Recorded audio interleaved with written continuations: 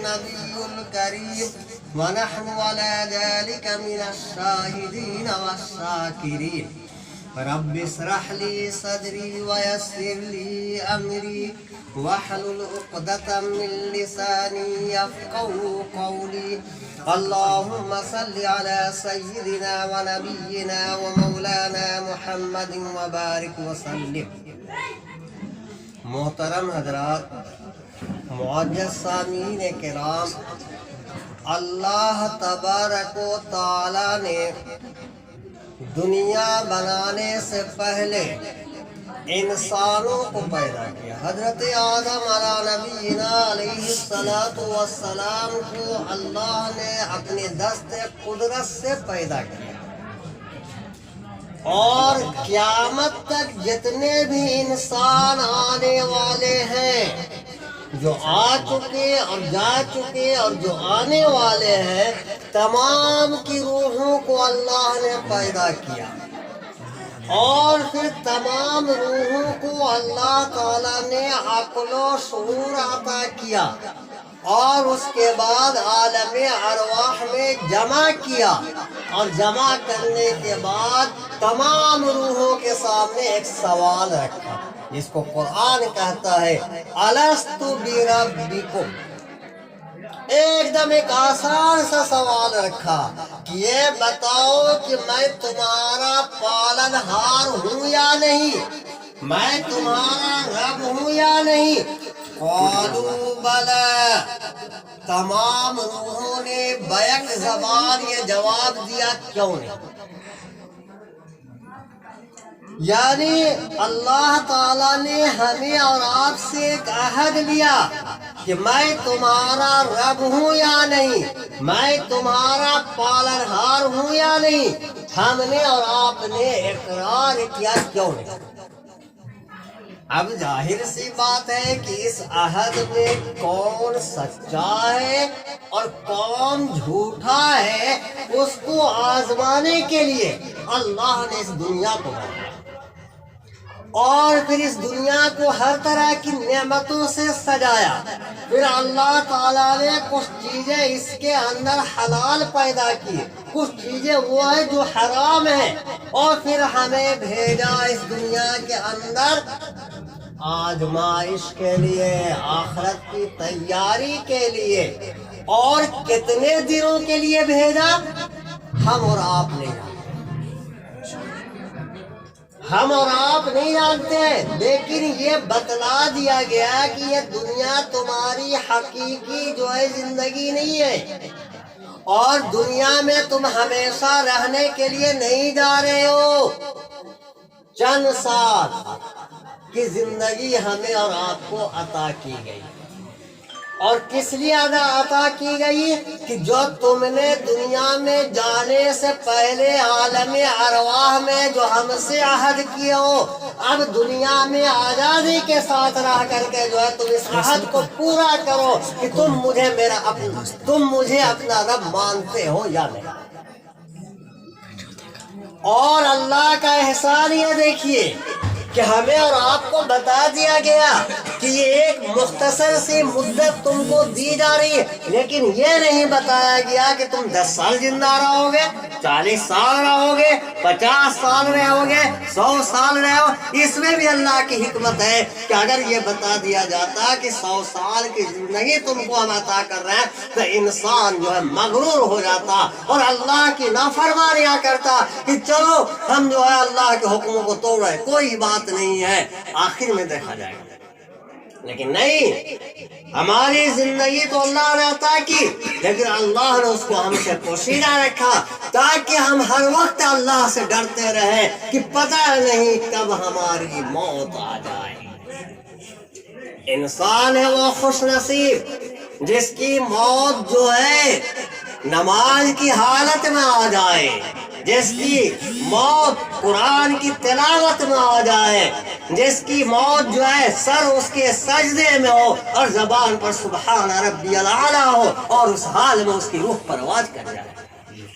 اس سے خوش نصیب کوئی انسان نہیں ہے۔ محترم حضرات، یہ زندگی جو ہے ہمیں اور آپ کو جو ہے دیا گیا ہے آخرت کی تیاری کے لیے۔ دنیا کے اندر ہم سے بھی پہلے لوگ آئے، پتہ نہیں کب سے یہ دنیا آباد ہے، کتنے لوگ آئے، کتنے لوگوں نے جو ہے محل بنایا، کیا کیا کیا، لیکن وہ محل بھی ان کے جو ہے آج کھنڈر ہے، اور وہ محل میں رہنے والے آج دنیا میں موجود نہیں ہیں۔ آخرت کا اصل ہماری زندگی جو ہے وہ آخرت کی زندگی ہے، ہماری اور آپ کی زندگی آخرت کی زندگی ہے۔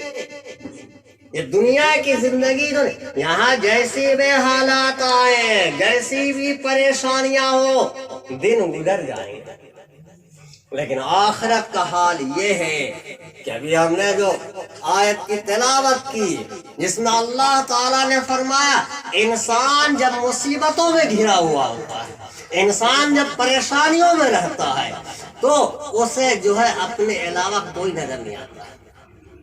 ان پریشانیوں سے بچنے کے لیے، اس سے چھٹکارا حاصل کرنے کے لیے وہ فکر کرتا ہے، حتیٰ کہ آس پاس بھی اسے نظر نہیں آتا ہے کہ کیا ہو رہا ہے۔ لیکن جب انسان اچھی حالت میں ہوتا ہے تو پھر اسے اس کی سب کی پرواہ ہوتی ہے۔ اسی طرح سے کل ہم اور آپ دنیا سے رخصت ہو جائیں گے، اور جب ہمارا اور آپ کا فیصلہ ہو جائے گا جنت اور جہنم کا، تو جو جہنم میں ہوں گے ان کو بیچاروں کو کیا فکر کہ کون کہاں ہے کیا ہے، وہ تو اپنے ہی مصیبتوں میں پریشان اور گرداں ہوں گے۔ لیکن اہل جنت جو ہے جب یہ جنت میں چلے جائیں گے، جب یہ مطمئن ہو جائیں گے، جب ان کو اطمینان ہو جائے گا، تو یہ جو ہے اپنے دوست احباب، اپنے رشتہ داروں کو تلاش کریں گے، جنت میں دیکھیں گے کہ میرا فلاں بھائی میرے ساتھ نہیں ہے، فلاں دوست جو صبح شام اس کے ساتھ ہم رہا کرتے تو آج وہ جنت میں نہیں ہے، آج فلاں نہیں ہے۔ تو اب وہ لوگ مشورہ کریں گے کہ بھئی یہاں تو دو ہی مقام ہیں، جنت یا تو جہنم۔ اگر یہ لوگ جنت میں نہیں ہیں تو جہنم میں ہوں گے۔ چل کے ان کے حالات کو پوچھا جائے، ان کے حال و احوال لیا جائے۔ قرآن کہتا ہے فی جنات یتساءلون عن المجرمین، یہ جنتی جو ہے جہنم کے ارد گرد جمع ہو جائیں گے، اور یہ اپنے رشتہ داروں کو مخاطب کر کے، اپنے دوستوں کو مخاطب کر کے، اور اپنے لوگوں کو مخاطب کر کے پوچھیں گے۔ کیا پوچھیں گے؟ ما سلککم فی سقر، ارے تو بڑے اچھا تھا، دنیا کے اندر جو ہے تیری بڑی جو ہے عزت تھی، بڑا مقام تھا، لوگ جو ہے چٹکی میں جو ہے تم جو ہے ایسے ایک کام کر دیا کرتے تھے۔ ارے کیا بات ہے، تم نے کون سی ایسی حرکت کی ہے، کون سا تم نے گناہ کیا ہے، کون سا تم نے جرم کیا ہے جس کے وجہ سے تم جو ہے اس جہنم کے اندر جو ہے ڈال دیے گئے۔ ما سلککم فی سقر، کس چیز نے تم کو جہنم میں لا کے پھینکا؟ اور اس وقت وہ کیا جواب دیں گے؟ قرآن کہتا ہے قالوا لم نک من المصلین، ہمارا جرم یہ ہے کہ 5 وقت جو ہے اللہ کا منادی، اللہ کا مؤذن جو ہے اعلان کرتا تھا حی علی الصلاۃ حی علی الفلاح، آؤ نماز کی طرف آؤ، کامیابی کی طرف۔ لیکن ہمارا حال یہ تھا کہ وہ مؤذن جو ہے اللہ کی طرف بلاتا تھا، ہمارا قدم جو ہے ہر جگہ گیا، ہر جگہ ہم نے اپنے قدم کو بڑھایا، لیکن نہ بڑھایا تو اللہ کے گھر کی طرف۔ اگر کسی نے آواز لگائی تو اس کی آواز پر ہم نے لبیک کہا، کسی نے اگر ہم کو دعوت دیا تو ہم اس کے یہاں دوڑے ہوئے چلے گئے، کسی نے ہم کو پکارا تو ہم نے اس کی پکار کو سنا، نہ سنا تو اللہ کے منادی کی پکار کو۔ نہ جواب دیا تو ہم نے اللہ کے منادی کے پکار کا۔ ہمارا حال یہ تھا کہ ادھر آواز 5 وقت لگائی جا رہی ہے، حی علی الصلاۃ حی علی الفلاح، ہم جو اپنے کام میں مگن تھے، ہم اپنے کاروبار میں مشغول رہے، ہم اپنے بیوی بچوں میں مشغول رہے، ہم جو ہے دنیا کے ہر کام میں ہے، ہمارا ہر قدم جو ہے ہر جگہ گیا، نہ گیا تو اللہ کے گھر گیا، نہ گیا۔ قالوا لم نک من المصلین، ہمارا پہلا جرم یہ ہے کہ ہم بے نمازی تھے، نمازیوں میں سے ہم نہیں تھے۔ اور دوسرا جرم یہ ہے وَلَمْ نَكُ نُطْعِمُ الْمِسْكِينَ، اللہ نے ہم کو مال و دولت سے نوازا تھا، اللہ نے ہم کو جو ہے نعمتوں کی بارش ہم پر کی تھی، ہر طرح کی خوشحالی اللہ نے عطا کیا تھا، لیکن ہم اس خوشحالی میں ایسے مگن تھے، ایسے اس میں ہم مبتلا ہوئے کہ ہم نے نہ تو اپنے رشتہ داروں کو دیکھا، نہ ہم نے اپنے جو ہے پڑوسیوں کو دیکھا کہ میرے پڑوس میں کتنے ایسے تھے جس کا گھر کا چولہا نہیں جلتا تھا، میرے پڑوس میں کتنے ایسے، میرے رشتہ دار میں کتنے ایسا غریب تھے کہ ان کے یہاں کا بیمار جو ہے بستر پہ جو ہے ایریا رہتا تھا، ہم نے اس کی دوا کی فکر نہیں کی، ہم نے اس کے علاج کی فکر نہیں کی، کتنے یتیم بچے ایسے تھے ان کے جسموں پر جو ہے کپڑا نہیں تھا، ہم نے اس کو کپڑا نہیں پہنایا، کتنے ایسے یتیم بچے تھے، کتنے ایسی بیوہ عورتیں تھیں جن کو جو ہے اپنی عصمتوں کو بیچنے پر وہ مجبور ہو گئی، ہم نے ان کی جو ہے خبر بھی نہیں کی۔ وَلَمْ نَكُ نُطْعِمُ الْمِسْكِينَ، ہم نے غریبوں مسکینوں کو کھانا نہیں کھلایا۔ یہ 2 جرم میرا ہے، اور تیسرا جرم کیا ہے وَكُنَّا نَخُوضُ مَعَ الْخَائِضِينَ، بھائی لمبی لمبی گپیں ہاکا کرتے تھے، بیٹھ گئے بس اس کی اس کی وائی تباہی ایران توران کی باتیں سن کر دی۔ اور آگے میرا کیا جرم ہے وَكُنَّا نُكَذِّبُ بِيَوْمِ الدِّينِ، اور ہم قیامت کو جھٹلاتے تھے۔ ارے یہ تو لوگوں کے کہنے کی باتیں ہیں، جب قبر کے اندر ہم کو ڈال لیا جائے گا ہمارے جسموں کو کیڑے اور مٹی کھا جائیں گے، یا ہمیں جلا کر کے جو ہے ہماری راکھ کو جو ہے ہوا میں اور پانی میں تحلیل کر دیا جائے گا، پھر کیسے زندہ ہوں گے؟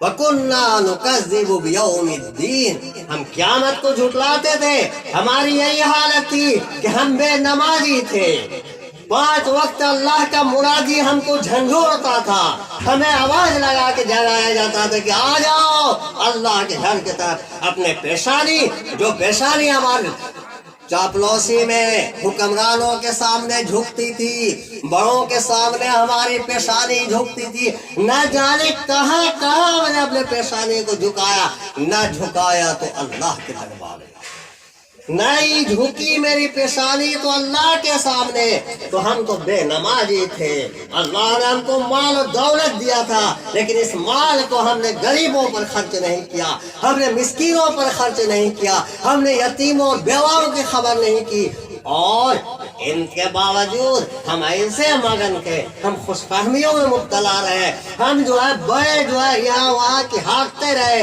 اور قیامت کا ہم نے تو فکر ہی نہیں کیا۔ ہماری یہی حالت تھی کہ حتی اتانا الیقین، موت آ گئی، موت آ گئی، موت کا فرشتہ آ گیا اور کہا چل تیرا وقت پورا ہو گیا، اور جب وقت پورا ہو جائے گا تو قرآن کہتا ہے اذا جاء اجلها لا يستأخرون ساعة ولا يستقدمون، جب وقت متعینہ آ جائے گا تو نہ ایک لمحہ آگے بڑھے گا نہ پیچھے ٹلے گا، وقت آ گیا، کیا آپ کو نہیں معلوم 12 سال تک اس روئے زمین پر شداد نے اپنی جنت بنوایا، 12 سال میں اس کا جنت بن کے تیار ہوا، اور جب وہ جنت کی زیارت کرنے کے لیے، جنت میں داخل ہونے کے لیے جب وہ سوار ہو کر کے چلا लाओ लश्कर के साथ घोड़े पर सवार है। एक पैर उसका यानी घोड़े का जो है 2 पैर उसके जन्नत के अंदर है, दरवाजे के अंदर है, और 2 पैर जो है जन्नत के दरवाजे के बाहर है।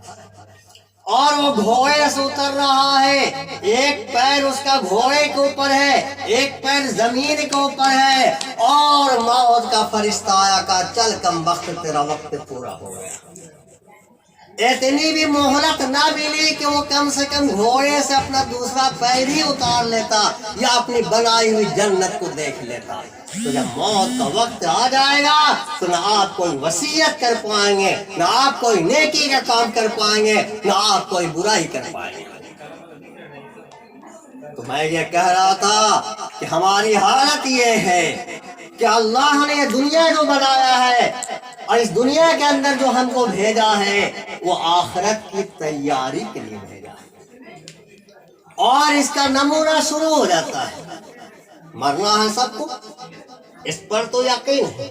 इसीलिए कुरान ने जो है वअबुद रब्बका हत्ता यातियकल यकीन, दुनिया के हर चीजों में इख्तिलाफात है, यहाँ तक कि जिस अल्लाह ने इस कारखाना को चला रहा है, हमें और आपको पैदा किया, इसके मानने में भी इख्तिलाफ है।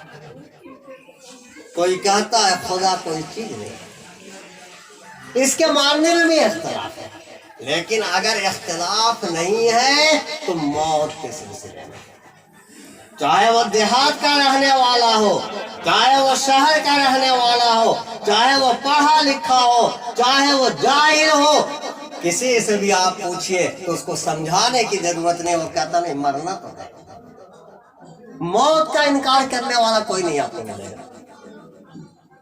ये मौत जो एक ऐसी यकीनी चीज है कि बेवकूफ से बेवकूफ के दिमाग में भी ये बात जो है बैठी हुई कि हमको एक दिन मर के जाना है। तो मोहतरम हजरात, मौत यकीनी है, आज इसकी बारी है, कल उसकी बारी है। हम जो है आखिरत की तैयारी के लिए पैदा किए गए। और जब इंसान मरता है किस तरह से मरता है? मरने वाला अल्लाह का फरमा बरदार बंदा है, जनाब मोहम्मद रसूलुल्लाह सल्लल्लाहु अलैहि वसल्लम का गुलाम है। और फरमाइए, अल्लाह को मानना और जनाब मोहम्मद रसूलुल्लाह सल्लल्लाहु अलैहि वसल्लम की इताअत करना हमारे ऊपर जरूरी है, फर्ज है। कुरान कहता है कुल इन कुंतुम तुहिब्बून अल्लाह फत्तबिऊनी युहब्बुकुमुल्लाह।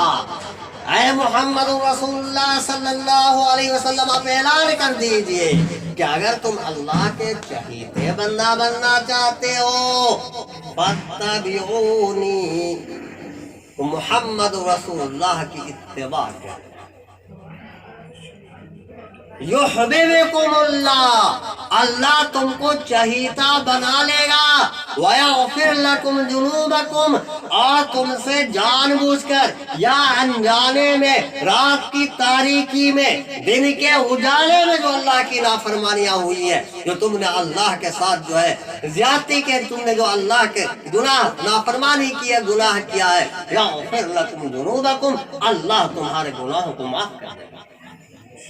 वल्लाहु गफूरुर रहीम, और अल्लाह ताला माफ करने वाला भी है और रहम करने वाला भी है।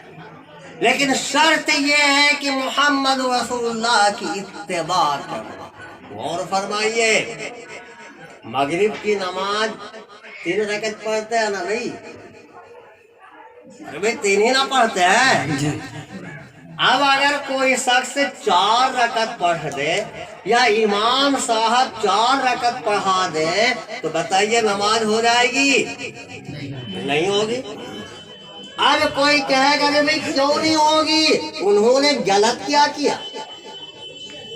भाई 3 के बजाय 4 पढ़ दिए तो उन्होंने कोई आखिर चौथी रकत में कोई गलत काम तो नहीं किया, बल्कि और नेकियां तो बढ़ जानी चाहिए। इसलिए कि सूरह फातिहा उसमें बढ़ गया और उसमें जो है तस्बीहात बढ़ गई तो उसकी और नेकियां बढ़ जाएंगी। और आप कह रहे हैं कि नमाज ही नहीं हुई, क्यों? کیونکہ اللہ کو وہ عبادت مقبول ہے جو عبادت محمد رسول اللہ کے طریقے پر ہو. اگر محمد رسول اللہ کے طریقے سے ہٹ کر کے ہوگی وہ عبادت اللہ قبول نہیں کرے گا بلکہ تیرے منہ پر مار دے گا. لہذا رسول اللہ نے 3 رکعت نماز مغرب پڑھی ہے، تو اگر 4 پڑھتا ہے تو رسول اللہ کی مخالفت کر رہا، موافقت نہیں کر رہا، اس لیے تم کو ثواب نہیں بلکہ ان 4 رکعتوں کا تم کو گناہ ملے گا. آج مسلمان جو پریشان حال ہے، آج مسلمان پر جو ہے اللہ کا عذاب جو آیا ہوا وہ کیوں؟ اس لیے کہ ہم نے رسول اللہ سے زبانی تو اظہار کرتے ہیں کہ ہم رسول اللہ کے غلام ہیں، ہم رسول اللہ سے محبت کرتے ہیں، لیکن حقیقت یہ ہے کہ ہماری زندگی میں محبت کا ذرا بھی جو ہے نہیں ملے گا. حال یہ ہے کہ ہمارا کھانا پینا آپ کے طریقے کے خلاف، ہمارا سونا اٹھنا بیٹھنا، ہمارا معاملات سب آپ کے خلاف، یہاں تک کہ شادی بیاہ بھی آپ کے حکموں کے خلاف. اور اللہ غور فرمائیے، یہ سنتیں جو ہے نا، اگر ہم رسول اللہ صلی اللہ علیہ وسلم کی اداؤں پر مر مٹے، ہم آپ کی وفاؤں پر مر مٹے تو اللہ ہم کو اپنا چہیتا اور محبوب بنا لے گا. کل یہ صحابہ کرام جو ہے یہ مٹھی بھر کی جماعت جو ساری دنیا کے حکمراں بن گئے، قیصر و کسریٰ جو ہے کانپتا تھا، وجہ یہ تھی کہ انہوں نے رسول اللہ کی پیروی کی. غور فرمائیے، ہمارا حال یہ ہے کہ اگر ہم کرنا بھی چاہیں تو بھئی لوگ کیا کہتے ہیں. ہم لوگوں کو دیکھتے ہیں، لوگوں کے بارے میں سوچتے ہیں. اگر ہم اپنے شادی میں ولیمے کی دعوت میں دسترخوان اور دری بچھا کے کھلائیں گے تو لوگ کیا کہیں گے؟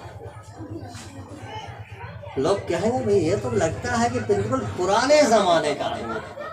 نہیں، ناچ ناچ کے عورتیں مرتے ساتھ میں کھاؤ، یہ تہذیب ہے.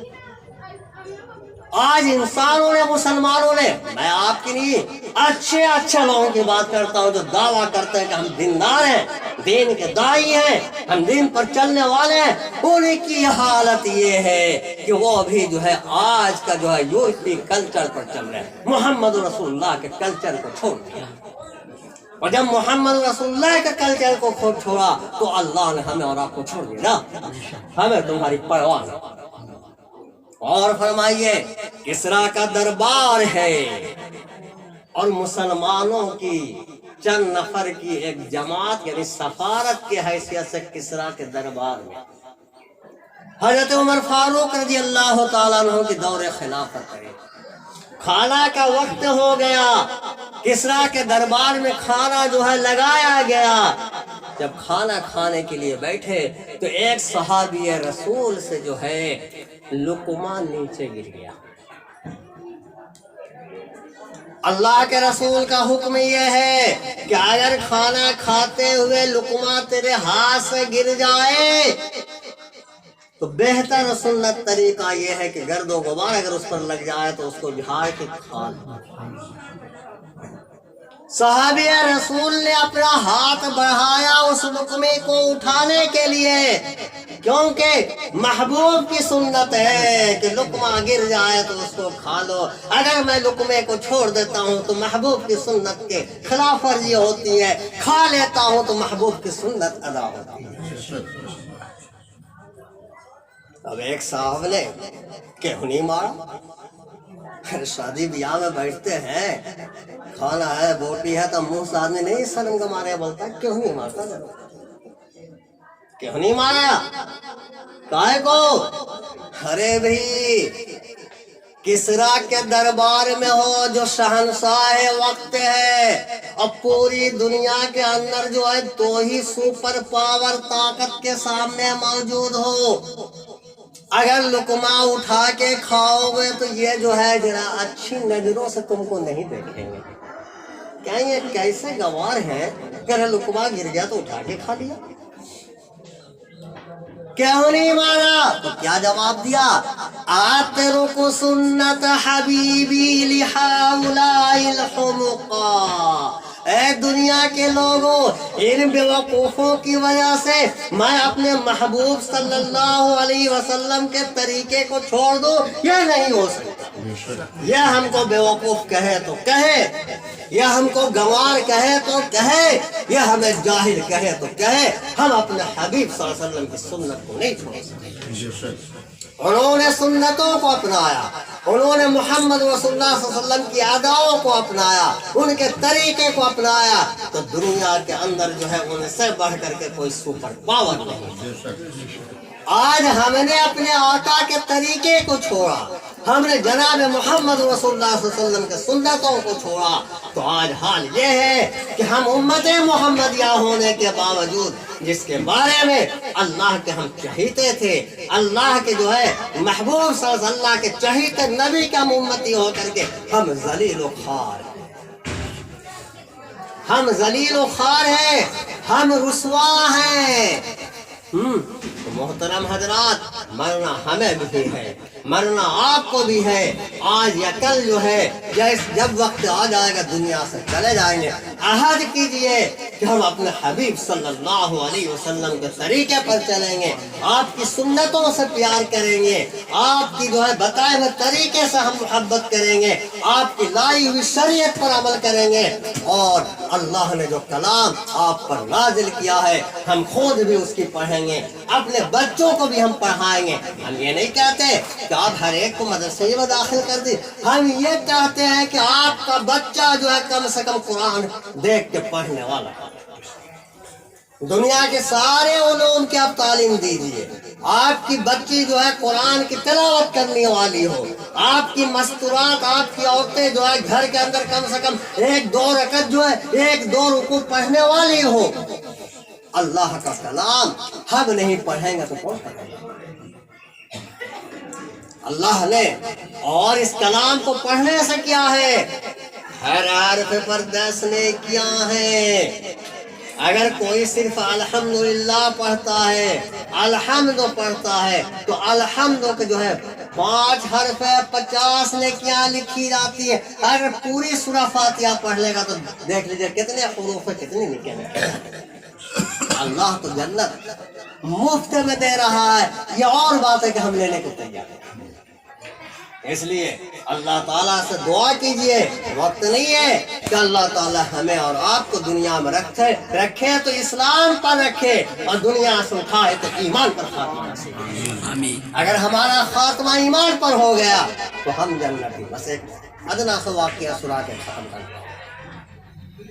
7ویں صدی عیسوی میں جب مسلمانوں کے تخت و تاج کو چھین لیا گیا، تاتاریوں کو لیا گیا، خلافت عباسیہ کا خاتمہ ہو گیا، بغداد کے اندر وہ قتل عام ہوا کہ بغداد کی گلیاں جو ہیں مسلمانوں کے خون سے بہہ گئی، اور کتابیں بہت تھیں، وہ کتابیں دریائے دجلہ میں ڈال دیا گیا، تو دریا کا پانی کتابوں کی روشنائی سے سیاہ ہو گیا۔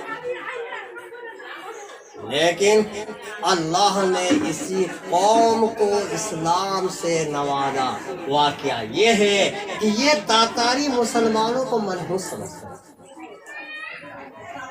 بچپنا میں ہم نے دیکھا اپنے یہاں کچھ لوگوں نے اگر یار یہ تو مسلمان کا بچہ جا رہا ہے، آج تو میرا کام بند ہے، کسی کو کوئی ٹوک دیا آج تو یاترا خراب ہو گیا، پتہ نہیں تھا کہ آپ لوگ جانتے ہوں گے، مار کے تو مسلمانوں کو منحوس سمجھا جاتا ہے۔